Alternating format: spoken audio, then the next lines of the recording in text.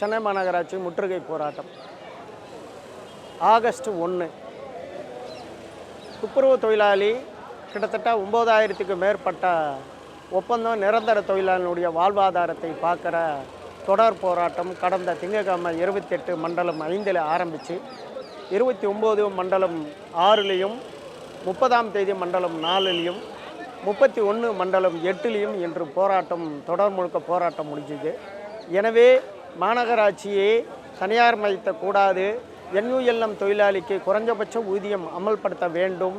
அதே போல் NULM தொழிலாளி கடந்த 13 வருஷமாக வேலை செய்கிற தொழிலாளிக்கு அதே வேலை அதேனுடைய சம்பளத்தை உத்தரவாதம் கொடுக்க சொல்லி நாளை ரிப்பன் மாளிகையில் முற்றுகை போராட்டம். தோழர்களே, நம்ம பொறுத்த வரைக்கும் சென்னை மாநகராட்சி செங்குடி சங்கம் CITU தொடர்ச்சியான போராட்டம் மூலமாக தெரிவித்துக் கொள்கிறோம்.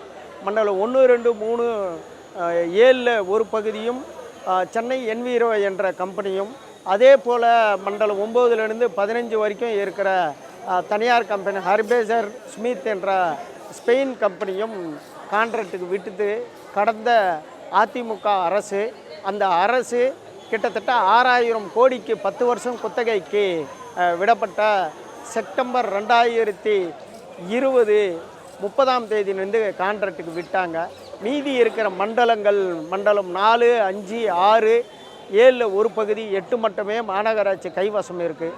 அதில் மண்டலம் 5ம் 6ம் தனியார் மயம் அறிவித்து இன்றையுடன் தனியார் மயம் நாளைக்கு ஒப்படைக்கிறதாக நிர்ணயிச்சிருக்காங்க. அதாவது 360 கோடி 10 வருஷத்துக்கு 3060 கோடி ரூபாய் காசுக்கு 10 வருஷம் குத்தகைக்கு விற்க போகிறாங்க.